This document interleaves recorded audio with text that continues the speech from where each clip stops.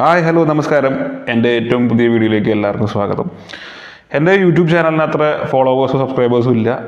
ഞാൻ എൻ്റെ അത്രയും പോപ്പുലർ ചാനലും അല്ല. പക്ഷേ എന്നിരുന്നാലും എൻ്റെ യൂട്യൂബ് ചാനലിൽ കഴിഞ്ഞ 2 വീഡിയോസിന് എനിക്ക് 2 പരസ്യ കമ്പനികളുമായിട്ടൊരു കൊളാബ് കിട്ടിയിട്ടുണ്ടായിരുന്നു. സോ അതിൽ കിട്ടിയിട്ടുള്ള ഫണ്ട് ഞാൻ പൂർണ്ണമായിട്ടും മുഖ്യമന്ത്രിയുടെ ദുരിതാശ്വാസ ഫണ്ടിലേക്ക് അയച്ചു കൊടുത്തിട്ടുണ്ട്. സോ വയനാടിന് ഒരു കൈ താങ്ങ്. നമുക്ക് എല്ലാവർക്കും വയനാട്ടിൽ മരണപ്പെട്ടവർക്കായിട്ട് പ്രാർത്ഥിക്കാം.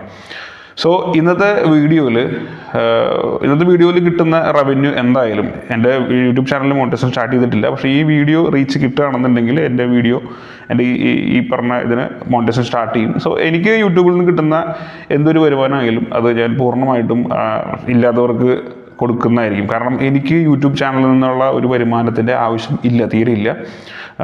ഞാൻ ആസ് യു നോ, എന്നെ അറിയുന്ന ആൾക്കാർക്ക് അറിയാം, ഞാനൊരു പ്രൊഫഷണൽ ഓഡിയോ വീഡിയോ എഞ്ചിനീയറാണ്. സിനിമ തിയേറ്റേഴ്സിൻ്റെ പ്രൊഫഷണൽ ഓഡിയോ വീഡിയോ എഞ്ചിനീയറാണ്. സോ അതിന് കിട്ടുന്ന ആ ജോലിയിൽ തന്നെ എനിക്ക് അത്യാവശ്യം വരുമാനം ഉള്ള ഒരാളാണ്. സോ യൂട്യൂബ് ചാനൽ പൂർണ്ണമായിട്ടും ഇൻഫോർമേഷൻസ് പാസ് ചെയ്യാനാണ്, അല്ലാതെ ഇതിലൂടെ ഞാൻ ഒരു വരുമാനം കണ്ടെത്താനുള്ള ഒരു പ്ലാനിങ്ങോ കാര്യങ്ങളോ എനിക്കില്ല.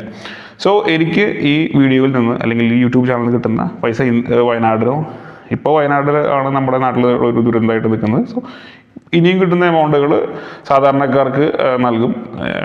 അതിന് പറ്റിയ സംഘടനകൾ ഉണ്ടെന്നുണ്ടെങ്കിൽ എന്നെ കോൺടാക്ട് ചെയ്യാവുന്നതാണ്. അത് ഞാൻ വെരിഫൈ ചെയ്ത് ജെന്യുവനാണെന്ന് എനിക്ക് തോന്നിക്കഴിഞ്ഞാൽ തീർച്ചയായിട്ടും അതിലേക്ക് ഞാൻ ഇതിൽ കിട്ടുന്ന വരുമാനം അയച്ചു തരുന്നതായിരിക്കും. അതുമാത്രമല്ല, ആർക്കൊക്കെ കൊടുത്തു എന്നുള്ള എൻ്റെ ഫുൾ ഓഡിറ്റിംഗ് കണക്കുകൾ ഓരോ വീഡിയോസിലും ഞാൻ പ്രസിദ്ധപ്പെടുത്തുകയും ചെയ്യും. സോ നമ്മൾ ഇന്നത്തെ വിഷയം എന്താണെന്ന് വെച്ച് കഴിഞ്ഞാൽ DTS ഓർ ഡോൾബി. DTS ആണോ ഡോൾബി ആണോ ബെസ്റ്റ് സൗണ്ട് സിസ്റ്റം എന്നുള്ളതാണ് നമ്മളുടെ ഒരു ഇന്നത്തെ വിഷയം. സോ DTSും ഡോൾബിയും എടുത്തു പറയുകയാണെന്നുണ്ടെങ്കിൽ ആദ്യം ഡോൾബിയാണ് വന്നത്. ഡോൾബി വന്ന സമയത്ത് ഡോൾബി ഭയങ്കര ഒരു ഇമ്പാക്റ്റ് സിനിമ മേഖലയിൽ ഉണ്ടാക്കിയിട്ടുണ്ട്, തിയേറ്റർ മേഖലയിൽ പ്രത്യേകിച്ച് ഉണ്ടാക്കിയിട്ടുണ്ട്. ഡോൾബി വന്നതിന് ശേഷം പിന്നീടാണ് DTSൻ്റെ ലോഞ്ച് ഉണ്ടായത്. സോ സ്വാഭാവികമായിട്ടും DTS ഡോൾബിയുടെ ഒരു കോമ്പറ്റീറ്ററാണ്. അവരൊരു മത്സരം നടന്നിട്ടുണ്ടെന്നുള്ള സത്യം തന്നെയാണ്. ഡോൾബിയിൽ എന്തൊക്കെയാണോ പോരായ്മകൾ അത് ഫിക്സ് ചെയ്തിട്ടാണ് DTS വന്നത്. അതുകൊണ്ടാണ് DTSന് ഒരു അത്രമേൽ സ്വീകാര്യത കിട്ടിയത്. ഓക്കെ, DTSന് ഉള്ള പോലെ തന്നെ അല്ലെങ്കിൽ ഡോൾബി DTSലും വലിയ പ്രധാന വ്യത്യാസങ്ങളൊന്നുമില്ല. 2 പേർക്കും ടെക്നോളജി ഈക്വലാണ്.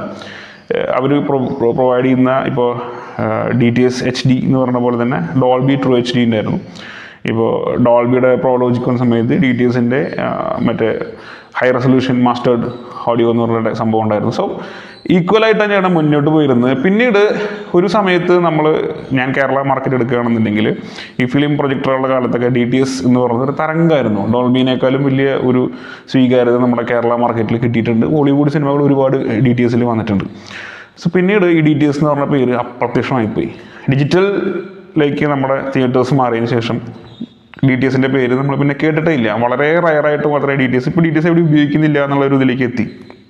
അതിൻ്റെ കാരണം എന്താണെന്ന് വെച്ച് കഴിഞ്ഞാൽ ഈ ഡോൾബി 7.1 കഴിഞ്ഞിട്ട് CP 750 എന്ന് പറഞ്ഞ ഓഡിയോ പ്രോസസ്സറിന് ശേഷം ഡോൾബി കൊണ്ടുവന്നത് CP 850 ആണ്. 2012 അത് വന്നത്. അതിനെക്കുറിച്ചൊരു വീഡിയോ ഓൾറെഡി ഞാൻ ചെയ്തിട്ടുണ്ട്. കാണാത്തവർക്ക് അത് എടുത്ത് കാണാവുന്നതാണ്. സോ 2012 ഈ ടെക്നോളജി ലോഞ്ച് ചെയ്തതിന് ശേഷം പിന്നീട് വളരെ കാലഘട്ടത്തിലാണ് നമ്മുടെ കേരളത്തിലേക്ക് എത്തിയത്. കേരളം ഇപ്പോഴും തിയേറ്റർ മേഖലയിൽ ഒരു 15 കൊല്ലം പിറകിലാണെന്നാണ് എൻ്റെ ഒരു വിലയിരുത്തൽ. അത് സത്യം തന്നെയാണ്. സോ ഈ പറഞ്ഞ ഡോൾബി അറ്റ്മോസ് എന്ന് പറഞ്ഞിട്ടുള്ള ഒരു ഇമേഴ്സീവ് ഓഡിയോ ടെക്നോളജി വന്നു. അതിൻ്റെ ഇടയിൽ ഒരുപാട് സംഭവങ്ങൾ വന്ന് പരാജയപ്പെട്ടു പോയി. അതിലൊന്നാണ് Auro 11.1. Auro 11.1 one of the best sound system ആയിരുന്നു. പക്ഷേ കണ്ടന്റിൻ്റെ ലഭ്യത കുറവ് കാരണം കൊണ്ട് അത് പൂർണ്ണമായിട്ടും വൈപ്പ് ഔട്ടായി പോയി എന്നുള്ളതാണ് നമ്മുടെ മാർക്കറ്റിൽ. പക്ഷെ നല്ലൊരു സൗണ്ട് സിസ്റ്റം ആയിരുന്നു. സോ നമുക്ക് ഇതിലേക്ക് തന്നെ വരാം. ഡോൾബി അറ്റ്മോസ് വന്നു. കേരളത്തിലെ ഒരുവിധം തിയേറ്ററുകളൊക്കെ ഡോൾബി അറ്റ്മോസ് ഇൻസ്റ്റാൾ ചെയ്തു. 4K തിയേറ്ററുകൾ, 4K പ്രൊജക്ഷനുള്ള സ്ഥലങ്ങൾ 4K വിത്ത് ഡോൾബി അറ്റ്മോസ് എന്നുള്ള ഒരു ബ്രാൻഡിങ് വന്നു. സോ DTS പൂർണ്ണമായിട്ടും ആളുകൾ മറന്നു. എന്നാൽ സൗണ്ട് ക്വാളിറ്റി കമ്പയർ ചെയ്ത് വെച്ച് നോക്കുമ്പോൾ ഡോൾബിയേക്കാളും എന്തുകൊണ്ടും ബെറ്റർ സൗണ്ട് ക്വാളിറ്റിയും ബെറ്റർ പെർഫോമൻസും DTSന് തന്നെയായിരിക്കും. അത് DTSൻ്റെ റെക്കോർഡിംഗ് ടെക്നോളജിക്ക് മുതൽ സ്ട്രീമിംഗ് ടെക്നോളജി അല്ലെങ്കിൽ തിയേറ്ററിൽ വരുന്ന പ്ലേബാക്ക് ടെക്നോളജിയിൽ വരെ അതുണ്ട്. എന്നിട്ടും എന്തുകൊണ്ട് ഇത് വന്നില്ല എന്ന് പറയാൻ കാരണം വെച്ചാൽ ഡോൾബി അവരുടെ സൗണ്ട് ഡെവലപ്പ് ചെയ്യുന്നതിൻ്റെ കൂട്ടത്തിൽ, അത് ഡോൾബി അറ്റ്മോസ് എന്ന് പറഞ്ഞിട്ടുള്ള സൗണ്ട് സിസ്റ്റം അല്ലെങ്കിൽ സൗണ്ട് ടെക്നോളജി ഡെവലപ്പ് ചെയ്യുന്ന കൂട്ടത്തിൽ തന്നെ ഡോൾബി സിനിമാ തിയേറ്ററുകളിൽ ഈ കണ്ടന്റിൽ ഡോൾബി അറ്റ്മോസ് സൗണ്ട് എങ്ങനെ മിക്സ് ചെയ്യാം എന്നുള്ള ഒരു ടെക്നോളജിയോട് കൂടെ വളർത്തിയിരുന്നു. അത് എന്തിനാണെന്ന് വെച്ച് കഴിഞ്ഞാൽ ഡോൾബി അറ്റ്മോസ് ഒരു ഇൻസ്റ്റാൾ ചെയ്തൊരു തിയേറ്ററിലേക്ക് ഡോൾബി അറ്റ്മോസിൻ്റെ കണ്ടന്റ് എത്തിക്കേണ്ടതുണ്ട്. അതായത് അറ്റ്മോസ് മിക്സിങ് സാധാരണ നമ്മൾ കാണുന്ന സ്റ്റാൻഡേർഡ് 5.1 7.1 മിക്സിങ് അല്ലാതെ ഡോൾബി അറ്റ്മോസ് എന്ന് പറഞ്ഞിട്ടൊരു ഇമേഴ്സീവ് നമ്മൾ സീലിംഗിൽ മുകളിൽ നിന്നൊക്കെ സൗണ്ട് വരുന്ന ടൈപ്പ് ഒരു മിക്സിംഗ് മെത്തേഡ് ഒരു ടെക്നോളജി അവർ വളർത്തിക്കൊണ്ടുവന്നിരുന്നു. എന്നാൽ DTS എന്താ പറ്റുകയും കഴിഞ്ഞാൽ DTS ഒരു സമയത്തിൽ സ്റ്റക്കായി മുന്നോട്ട് പോയില്ല. കാരണം അവരുടെ ടെക്നോളജി എന്താ പറയുക ഇമ്പ്രൂവ് ചെയ്തില്ല.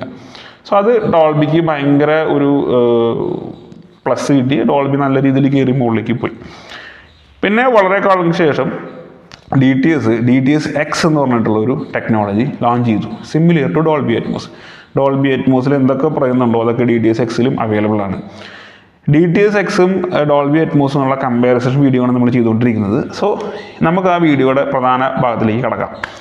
DTS Xും ഡോൾബി അറ്റ്മോസും തമ്മിലുള്ള പ്രധാന വ്യത്യാസം എന്താണെന്ന് വെച്ച് കഴിഞ്ഞാൽ, ഡോൾബി അറ്റ്മോസ് നമ്മളൊരു സ്ഥലത്ത് ഇൻസ്റ്റാൾ ചെയ്യണമെന്നുണ്ടെങ്കിൽ ആ തിയേറ്ററിൽ ഡോൾബി അറ്റ്മോസിൻ്റെ സ്പെസിഫിക്കേഷനിൽ വേണം സ്പീക്കർ അറേഞ്ച് ചെയ്യാനായിട്ട്. സ്പീക്കർ പൊസിഷനിങ്ങിലൊക്കെ മാറ്റമുണ്ട്. തിയേറ്ററിൻ്റെ വലിപ്പം ശരിക്ക് യഥാർത്ഥത്തിൽ നമ്മളൊരു തിയേറ്റർ ലേഔട്ട് ക്രിയേറ്റ് ചെയ്തതിന് ശേഷം അതിൻ്റെ ഫയൽ ഡോൾബിയിലേക്ക് സബ്മിറ്റ് ചെയ്തിട്ട് ഡോൾബി അപ്രൂവ് ചെയ്യണം. ആ ഓഡിറ്റോറിയം ഡോൾബി അറ്റ്മോസ് എക്യുപ്മെൻറ്റ് വെക്കാൻ കാപ്പബിൾ ആണ് എന്നുള്ളതിൻ്റെ ഒരു അപ്രൂവൽ ഡോൾബിയിൽ നിന്ന് കിട്ടണം. അതിനുശേഷം മാത്രമേ ഇത് ഡോൾബി അറ്റ്മോസ് ചെയ്യാൻ പാടുള്ളൂ എന്നാണ് ഡോൾബിയുടെ ട്രെയിനിങ്ങിൽ പറഞ്ഞത്. ഞാൻ ഡോൾബി അറ്റ്മോസ് ലൈസൻസ്ഡ് സൗണ്ട് എഞ്ചിനീയറാണ്.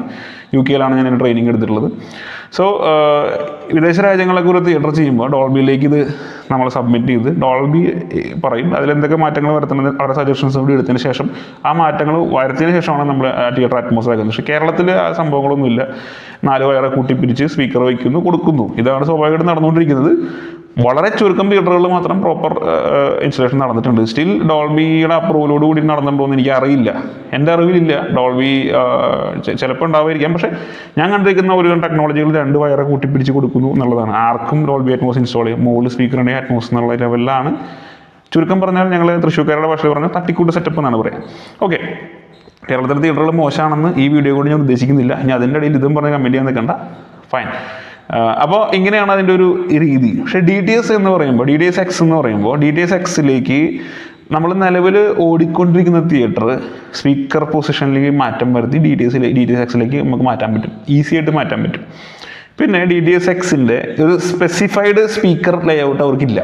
അതായത് ഡോൾബി അറ്റ്മോസിന് നമ്മൾ സ്പീക്കർ അറേഞ്ച് ചെയ്യുമ്പോൾ അവർക്ക് അവരുടേതായ ഇപ്പോൾ ലെഫ്റ്റ് സറൗണ്ട് റൈറ്റ് സറൗണ്ടിൽ ലെഫ്റ്റ് 1 ലെഫ്റ്റ് 2 ലെഫ്റ്റ് 3 എന്ന് പറഞ്ഞിട്ട് അങ്ങനെ അവർക്കൊരു ലേഔട്ട് ഉണ്ട്. നമ്മളതിനെ റൂട്ടിംഗ് എന്ന് പറയും, ചാനൽ റൂട്ടിംഗ് എന്ന് പറയും. അവരുടെ അതെങ്ങനെ ഇൻസ്റ്റാൾ ചെയ്യുക എന്നുള്ളതൊക്കെ ഞാൻ കഴിഞ്ഞ വീഡിയോയിൽ പറഞ്ഞിട്ടുണ്ട്. സോ അതിലൊരു നമ്മുടെ തിയേറ്റർ ലേഔട്ടിൽ സ്പീക്കേഴ്സിന് ഒരു റൂട്ട് ചെയ്തിട്ടാണ് അതിലൂടെയാണ് ഡോൾബി അറ്റ്മോസ് ചെയ്യുന്നത്. DTS Xന് അതിൻ്റെ ആവശ്യമില്ല. നമ്മൾ നിലവിലിരിക്കുന്ന തിയേറ്ററിനകത്ത് കസ്റ്റമൈസ് ചെയ്തിട്ട് എവിടെ വേണമെങ്കിലും നമുക്ക് സബ്വൂഫർ വയ്ക്കാം.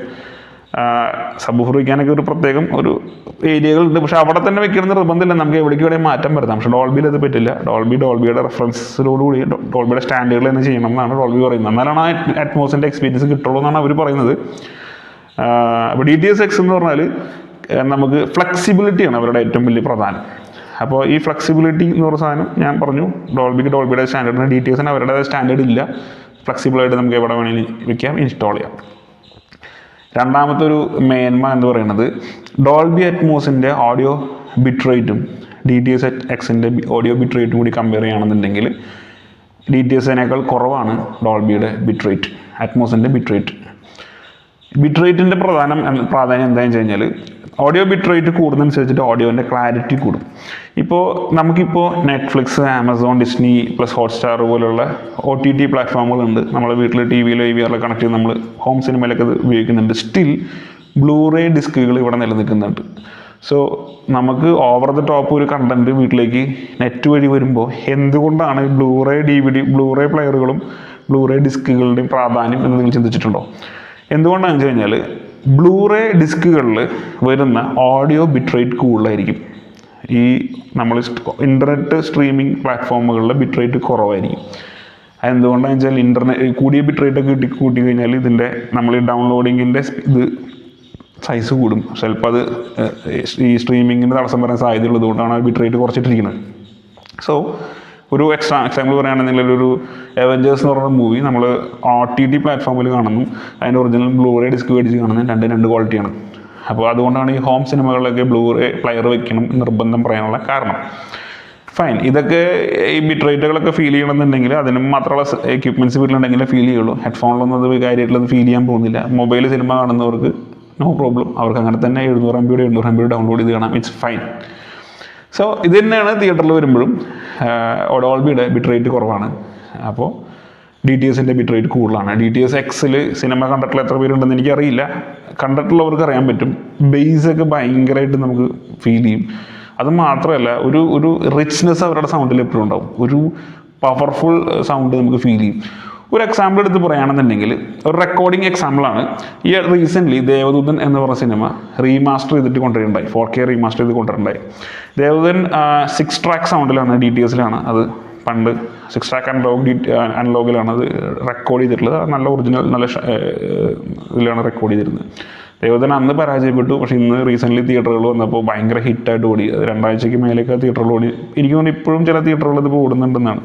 സോ ദേവദൂതൻ്റെ ട്രാക്സുകൾ എടുത്തിട്ട് ഡോൾബി അറ്റ്മോസിലേക്ക് റീമിക്സ് ചെയ്യാണ് ചെയ്തത് അവരിപ്പോൾ ചെയ്തിരിക്കുന്ന പ്രോസസ്സ്. നിലവിൽ ഇതേ സമയം ഈ ദേവദൂതൻ കണ്ടുകൊണ്ടിരിക്കുന്ന സമയം തൊട്ടടുത്തൊരു തിയേറ്ററിൽ, മീൻസ് ഞാൻ ഒരു കമ്പാരിസൺ പറയാണ്, റായൻ എന്ന് പറഞ്ഞിട്ടൊരു ഫിലിം വന്നിരുന്നു. റായൻ ധനുഷിൻ്റെ ഒരു പടമാണ്, അതും ഡോൾബി അറ്റ്മോസാണ്, ദേവദൂതനും ഡോൾബി അറ്റ്മോസാണ്. സോ ഇത് രണ്ടും കണ്ട് ഒരാൾ എന്നെ വിളിച്ചിട്ട് പറഞ്ഞു, സാർ എന്താണ് ഇത് തമ്മിലുള്ള മേജർ വ്യത്യാസം? ദേവദൂതൻ്റെ സൗണ്ട് എന്ന് പറഞ്ഞാൽ അത്രയും പെർഫെക്റ്റും ഷാർപ്പായിട്ട് ഡയലോഗ്സ് ഒക്കെ പറയുമ്പോൾ ഷാർപ്പ്നെസ് നമുക്ക് ഫീൽ ചെയ്യും, edge to edge sound feel ചെയ്യും. റായൻ കാണുമ്പോൾ ഒരു എഫക്റ്റ് കിട്ടുന്നില്ല. സോ ഇതിൻ്റെ മെയിൻ ഇതാണെന്ന് വെച്ചാൽ DTS റെക്കോർഡിങ്ങിൻ്റെ ഗുണമാണ്. When it's come to Dolby Atmos still അതിൻ്റെ എസെൻസ് DTSൻ്റെയാണ്. ഡോൾബി അറ്റ്മോസ് ഇപ്പോൾ രണ്ടാമത് മിക്സ് ചെയ്തിട്ടുള്ളതാണ്. സോ ഇതിൻ്റെ ശരിക്കുള്ള സോഴ്സ് ഫയൽ DTSൻ്റെയാണ്. സോ അതിൻ്റെ ക്വാളിറ്റിയാണ് അത് കാണിച്ചത്. റായൻ പ്യൂർലി ഡോൾബി അറ്റ്മോസിൽ മിക്സ് ചെയ്തിട്ടുള്ള ഒരു പടമാണ്, ഇത് DTSന്ന് എടുത്തിട്ട് ഡോൾബിയിലേക്ക് മാറ്റിയിട്ടുള്ളതാണ്. സോ ആ ഒരു വ്യത്യാസം നമുക്ക് ഫീൽ ചെയ്യും. പണ്ട് പോലത്തെ ഹോളിവുഡ് പടങ്ങളൊക്കെ എടുത്തു കഴിഞ്ഞാൽ നമുക്ക് ഈ പടങ്ങളുടെ അവസാനം എൻ ക്രെഡിറ്റ്സ് എഴുതി കാട്ടുമ്പോൾ അതിൻ്റെ അടിയിൽ കാണാൻ പറ്റും, this film is shooted in 2K 4K IMAX അല്ലെങ്കിൽ 3D എന്നൊക്കെ എഴുതി കാണാൻ. കൂട്ടത്തിൽ അടിയിൽ ഇതിൻ്റെ audio will be Dolby DTS അല്ലെങ്കിൽ THS എന്നൊക്കെ പറഞ്ഞിട്ട് ഇങ്ങനെ കാണിക്കും. സോ അന്ന് കാലത്ത് ഡോൾബിക്ക് സ്പെഷ്യൽ റെക്കോർഡിങ്ങും DTSന് വേറെ റെക്കോർഡിങ്ങും അവർ ചെയ്തിരുന്നു, ഹോളിവുഡ് പടങ്ങൾ ചെയ്തിരുന്നു. ഒബിയസ്ലി മലയാള സിനിമകൾക്ക് ഇല്ല, കാരണം ഫണ്ട് ഇഷ്യൂ തന്നെയാണ്. നമ്മുടെ സിനിമകൾക്കൊന്നും അന്ന് കാലത്തൊന്നും നമ്മുടെ സിനിമകൾക്ക് ഒരു ക്വാളിറ്റി വളരെ ചുരുക്കം ഡയറക്ടേഴ്സും മാത്രമേ ആഗ്രഹിച്ചിരുന്നുള്ളൂ. So thanks to Sibi Malayil, അദ്ദേഹം ദേവദൂതൻ വളരെ ഗംഭീര ക്വാളിറ്റിയിൽ എടുത്തിട്ടുള്ളൊരു പടമാണ്. അന്നേ ഒരു എടുത്തു വെച്ചിരിക്കുന്ന ആ ക്വാളിറ്റി ഇന്ന് മാസ്റ്റർ ചെയ്ത് കാണുമ്പോൾ ഒരു ഗംഭീര ഫീലാണ് കിട്ടിയത്. സോ നമ്മുടെ പോയിന്റിലേക്ക് വരാം. സോ DTSും ഡോൾബിയും തമ്മിലുള്ള വ്യത്യാസം, ബിറ്റ് സ്ട്രീമിൻ്റെ വ്യത്യാസമുണ്ട്. DTSന് ഹൈ പവറായിരിക്കും, ഡോൾബിയിൽ കിട്ടുന്ന ബേസിനേക്കാളും DTSന് അത്രയും പവർ ബേസ് കിട്ടും. മൂന്നാമത്തെ ഒരു കാര്യം എന്ന് പറഞ്ഞു കഴിഞ്ഞാൽ അത് ഡോൾബിക്കുള്ള ഒരു, ഞാൻ പറഞ്ഞല്ലോ മുൻഗണന എന്താണെന്ന് വെച്ചാൽ ഡോൾബി അറ്റ്മോസിൻ്റെ കണ്ടന്റ് ലോകത്തെമ്പാടും അവൈലബിൾ ആയിരുന്നു. അതുകൊണ്ടാണ് ഡോൾബി അറ്റ്മോസ് ഭയങ്കര പോപ്പുലറായി വന്നിരുന്നത്. സോ പണ്ട് കാലത്ത് എങ്ങനെയാണെന്ന് വെച്ച് കഴിഞ്ഞാൽ, പണ്ട് കാലത്ത് എന്ന് പറഞ്ഞാൽ കുറച്ച് വർഷങ്ങൾക്ക് മുമ്പ് വരെ നമുക്കൊരു കണ്ടന്റ് ഡെലിവറി ചെയ്യുമ്പോൾ 5.1 7.1 പ്ലസ് ഡോൾബി അറ്റ്മോസ് എന്ന് പറഞ്ഞിട്ടൊരു ഒരു വെർഷൻ ഫയലാണ് വരാറുള്ളത്. സോ ഇന്ന് അതുകൊണ്ടാണ് DTS വരാണ്ട്. DTS Xൻ്റെ ഫയലില്ല, ഡോൾബി അറ്റ്മോസിൻ്റെ മാത്രമേ ഉള്ളൂ. സോ അതുകൊണ്ട് DTS X ആരും ഉപയോഗിക്കുന്നില്ല, കണ്ടന്റ് കിട്ടാനില്ല. ഇത് തന്നെയാണ് മറ്റവർക്കും പറ്റിയത്. ഓറോ 11.1 പറ്റിയത് ഇതാണ്, അവരുടെ കണ്ടന്റ് കിട്ടാത്തവരുണ്ട്. പിന്നെ അതിൻ്റെ പേര് അങ്ങനെ പോയി. സോ ഇപ്പോൾ ഈ കണ്ടന്റ് അവൈലബിലിറ്റിയുടെ പ്രശ്നം തീർന്നു. ഇപ്പോൾ IAB എന്ന് പറഞ്ഞിട്ടുള്ള ഒരു മെത്തേഡ് ഓൾറെഡി ലോഞ്ച് ചെയ്ത് കഴിഞ്ഞു, കുറച്ച് വർഷങ്ങളായി വന്നിട്ട്. ഇമേഴ്സീവ് ഓഡിയോ ബിറ്റ് സ്ട്രീം എന്ന് പറഞ്ഞിട്ടുള്ള ഈ ടെക്നോളജിയുടെ ഒരു പ്രത്യേകത എന്താണെന്ന് വെച്ച് കഴിഞ്ഞാൽ, ഈ IAB വെർഷൻ കണ്ടന്റ് ആണെന്നുണ്ടെങ്കിൽ ഇത് സെയിം ടൈം ഡോൾബി അറ്റ്മോസിലും DTS Xലും വർക്ക് ചെയ്യിക്കാൻ പറ്റും.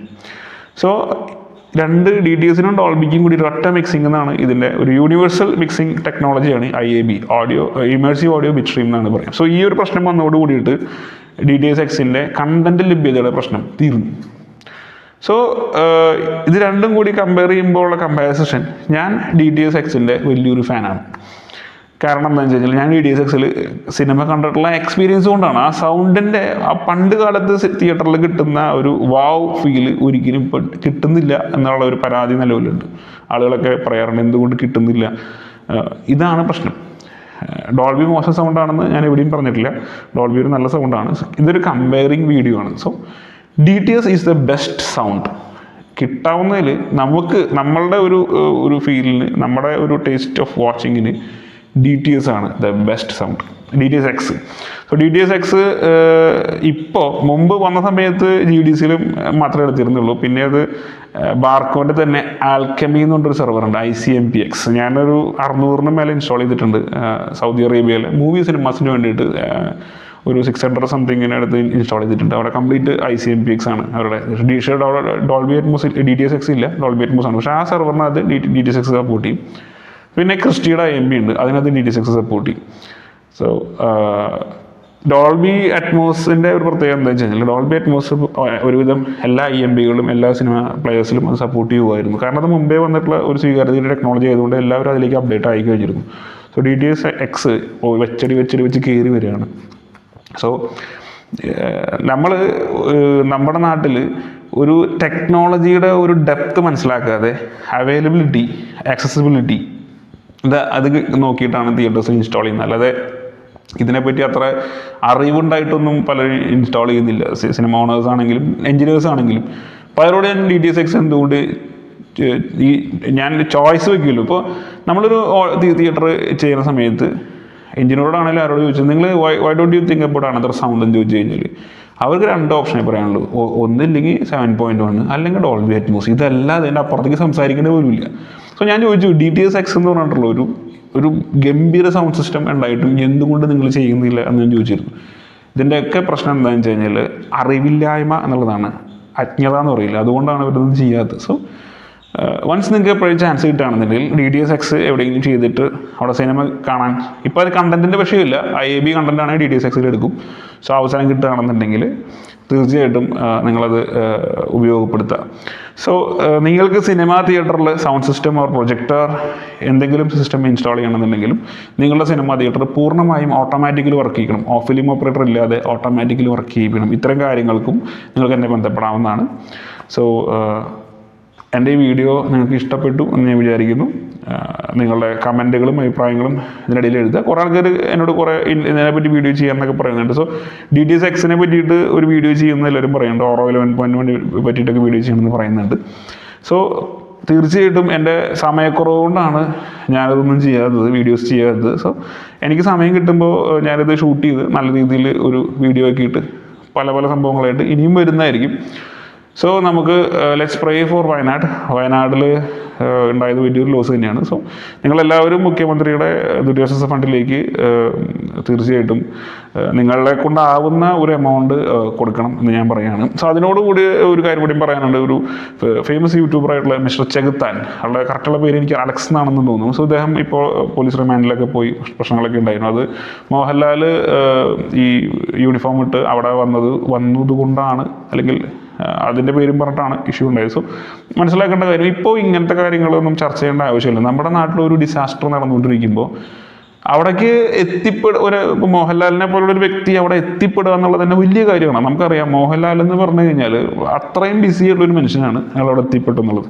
രണ്ടാമത്തെ ഒരു പോയിന്റ് എന്ന് പറഞ്ഞാൽ മോഹൻലാൽ ലഫ്റ്റനന്റ് കേണലാണ്. ഇന്ത്യൻ ആർമി കൊടുത്തിട്ടുള്ള ഒരു പദവിയാണ്, ഇന്ത്യ ഗവൺമെൻറ് അംഗീകരിച്ച് കൊടുത്തിട്ടുള്ള ഒരു പദവിയാണ് ലഫ്റ്റനന്റ് കേണൽ എന്ന് പറഞ്ഞുള്ള പദവി. സോ അത് എങ്ങനെ തന്നെ ആയാലും ഇപ്പം ആർമിയിലേക്ക് ചേരാന്ന് പറഞ്ഞു കഴിഞ്ഞാൽ നമ്മൾ ഒരിക്കലും ഇപ്പം ഇതിൻ്റെ ഈ ടെസ്റ്റ് അടിക്കുക ആർമിയുടെ, ഞാനൊക്കെ CRPFൻ്റെ ഇതിന് പോയിട്ടുള്ള സെലക്ഷൻ കിട്ടിയിട്ടുള്ള ആളാണ്. ഞാൻ ട്രെയിനിങ് പീരീഡൊക്കെ ഉപേക്ഷിച്ച് പോന്നിട്ടുള്ള ആളാണ്. ഇപ്പോൾ ഐ നോ ഇറ്റ്. സോ നമ്മളിതിൻ്റെ ടെസ്റ്റിന് പോകണമെന്നൊരു നിർബന്ധമില്ല. കാരണം ഇന്ത്യൻ ആർമിയിലേക്ക് 2 തരത്തിലുള്ള റിക്രൂട്ട്മെൻറ്റ് അല്ല ഇത്. ഒന്ന്, ആർമി നമുക്ക് ആദരം തരും. മോഹൻലാലിന് മാത്രമല്ല ഇത്, എനിക്ക് തോന്നുന്ന MS ധോണിക്ക് കൊടുത്തിട്ടുണ്ട്. ഇന്ത്യൻ ക്രിക്കറ്റർ MS ധോണിക്ക് കൊടുത്തിട്ടുണ്ട്. ഇന്ത്യൻ ഒളിമ്പിക്സിൽ ഇന്ത്യയിലേക്ക് ഒളിമ്പിക്സിൽ ആദ്യമായിട്ട് ഷൂട്ടിങ്ങിൽ ഗോൾഡ് മെഡൽ കൊടുത്തിട്ടുള്ള ഒരാളുണ്ട്, അഭിനവ് ബിന്ദ്ര എന്നാണ് പേര്. ആൾക്കും ഇതുപോലെ എനിക്ക് തോന്നുന്നു ലഫ്റ്റനന്റ് കേണൽ പദവി കൊടുത്തിട്ടുണ്ട് ആർമി ആദരിക്കുന്നതാണ് ഒരാളെ. അവരുടെ കോൺട്രിബ്യൂഷൻ ആയതുകൊണ്ട് അവർ ഈ ആർമിക്ക് ചെയ്യുന്ന, അല്ലെങ്കിൽ രാജ്യത്തിന് ചെയ്യുന്ന കോൺട്രിബ്യൂഷന് കൊടുക്കുന്നതാണ്. ഇപ്പോൾ നമ്മളിപ്പോൾ പത്മശ്രീ പത്മഭൂഷണൊക്കെ കൊടുത്ത് അംഗീകരിച്ചിട്ടുള്ള ആളാണ് മിസ്റ്റർ മോഹൻലാൽ. സോ ഇന്ത്യൻ ആർമിയും അദ്ദേഹത്തിന് ഒരു ഇത് കൊടുത്തിട്ടുണ്ട്. അത് പട്ടാള സിനിമകളിൽ അഭിനയിച്ചത് കൊണ്ട് ആണ് എന്ന് പറയുന്നുണ്ട്. സോ അത് എന്താ പറയുക, അത് മോഹൻലാലിനെ പോലുള്ള ഒരു വ്യക്തി അല്ലെന്നുണ്ടെങ്കിൽ ആർമിയിലേക്ക് ആളുകൾക്ക് കൂടുതൽ ഇൻട്രസ്റ്റ് വരും, ജോയിൻ ചെയ്യും. സത്യം തന്നെയാണ് അത്. മോഹൻലാലിൻ്റെ ഏജ് ഒന്നും വെച്ച് നോക്കേണ്ട കാര്യമില്ല. കാരണം ഏജ് ഇസ് ജസ്റ്റ് നമ്പർ. ചെറുപ്പമായ ആളുകൾ ആർമിയിൽ ഉണ്ടാവണം, അല്ലെങ്കിൽ അതുപോലത്തെ ആൾക്കാർ ബ്രാൻഡ് ആംബാസഡർ ആവണം എന്നും പറഞ്ഞാൽ അർത്ഥമൊന്നുമില്ല. സോ ലെറ്റ്സ് സേ മോഹൻലാലിൻ്റെ കീർത്തിചക്ര സിനിമ കണ്ടിട്ട് നമുക്ക് എന്താ പറയുക, അത്രയും ഫാസിനേറ്റഡ് ആർമിയിൽ ജോയിൻ ചെയ്യുമ്പോൾ ആളുകളുണ്ട്. മേജർ മഹാദേവനെ പോലെ ആവണം എന്ന് പറഞ്ഞിട്ട് പോയ ആൾക്കാർ എനിക്കറിയാം. സോ അപ്പോൾ ഞാൻ പറഞ്ഞു വരുന്നത് എന്താണെന്ന് വെച്ച് കഴിഞ്ഞാൽ, ഇപ്പോൾ നമ്മൾ ഇങ്ങനത്തെ കാര്യം ഡിസ്കസ് ചെയ്യേണ്ട സമയമല്ല. So what ever happen, Mohanlal Indian army അല്ലെങ്കിൽ ഇന്ത്യൻ ഗവൺമെൻറ് അംഗീകരിച്ചിട്ടുള്ള ഒരു ലഫ്റ്റനൻറ്റ് കേണലാണ്. ഒരു വലിയ പദവിയാണത്, ചെറിയ പദവിയൊന്നുമല്ല അത്. പിന്നെ ഇത് കാശ് കൊടുത്ത് മേടിക്കാനും, ഈ പ്രാഞ്ചേട്ടൻ സിനിമ കണ്ടിട്ട് നമ്മൾ പത്മശ്രീ കാശ് കൊടുത്ത് മേടിക്കുന്നവരുണ്ടല്ലോ, അത് തെറ്റായി എന്തായാലും ഒരിക്കലും നടക്കില്ല. പത്മശ്രീ കാര്യങ്ങളൊന്നും കാശ് കൊടുത്ത് മേടിക്കാൻ പറ്റില്ല. ഈ ലഫ്റ്റനൻറ്റ് കേണൽ പദവിയും കാശ് കൊടുത്താൽ കിട്ടുന്ന സാധനമല്ല. സോ മനസ്സിലാക്കേണ്ട കാര്യം, അദ്ദേഹം അവിടെ പോയിട്ടുള്ളത്, അതായത് ഇത്രയും തിരക്കിൻ്റെ ഇടയിൽ വയനാട്ടിലെ ജനങ്ങളെ കാണാനും അദ്ദേഹത്തിൻ്റെ തന്നെ സ്വന്തം ഇതിലും അദ്ദേഹത്തിൻ്റെ അച്ഛൻ്റെ അമ്മയുടെയും പേരിലുള്ള വിശ്വശാന്തി ഫൗണ്ടേഷനിൻ്റെ പേരിലൊക്കെ അയാൾ അവിടെ ധനസഹായം നടത്തിയിട്ടുണ്ട്. പിന്നെ നമ്മൾ ശ്രദ്ധിക്കേണ്ട ഒരു കാര്യം, മോഹൻലാലിനെ പോലൊരു നടന് അവിടെ പോയി ഒരു ചീപ്പ് ഷോ, പട്ടി ഷോ കാണിച്ച് പേരെടുക്കേണ്ട ആവശ്യമില്ല. So he's already a super star. India അംഗീകരിച്ചിട്ടുള്ള നടനാണ് മോഹൻലാൽ. സോ വയനാട്ടിൽ പോയി ഇന്ത്യൻ ആർമിയുടെ യൂണിഫോം ഇട്ട് അയാൾക്കവിടെ പേരെടുക്കേണ്ട ആവശ്യമില്ല എന്നുള്ള കാര്യം ആദ്യമേ നമ്മൾ മനസ്സിലാക്കണം. സോ ചെറുത്താനെ പോലുള്ള യൂട്യൂബർമാർ ശ്രദ്ധിക്കേണ്ട ഒരു കാര്യം, റീച്ച് കിട്ടാനും ലൈക്കിനും കമൻറ്റിനും ഒക്കെ വേണ്ടിയിട്ട് ഇമാതിരി ചീപ്പ് പരിപാടികൾ കാണിക്കാൻ നിൽക്കരുത്. സോ എനിവേ, അദ്ദേഹം ഇപ്പോൾ റിമാൻഡിലാണ്. പ്രശ്നങ്ങൾ പരിഹരിക്കപ്പെട്ടിട്ട് അദ്ദേഹം ജയിലിൽ പോയി കിടക്കണമെന്നൊന്നും എനിക്ക് താല്പര്യമില്ല. അദ്ദേഹത്തിനെ പറ്റിയൊരു തെറ്റാണ്. അയാൾ അത് പബ്ലിക്കലി ഒരു അപ്പോളജൈസ് പറഞ്ഞ് തീർക്കണമെന്നാണ് എൻ്റെ ഒരു അഭിപ്രായവും ഞാൻ ആഗ്രഹിക്കുന്നത്. സോ നമുക്ക് വയനാടിന് വേണ്ടി പ്രാർത്ഥിക്കാം. എൻ്റെ ഈ വീഡിയോയിൽ കൂടെ കിട്ടുന്ന എല്ലാ പൂർണ്ണമായിട്ടുള്ള വരുമാനവും ഞാൻ വയനാട്ടിലേക്ക് കൊടുക്കുന്നതായിരിക്കും. സോ നിങ്ങളെ കൊണ്ട് കഴിയുന്ന പോലെ ചെയ്യാം. അടുത്തൊരു വീഡിയോയിൽ കാണുന്നവരെ എല്ലാവർക്കും ബൈ.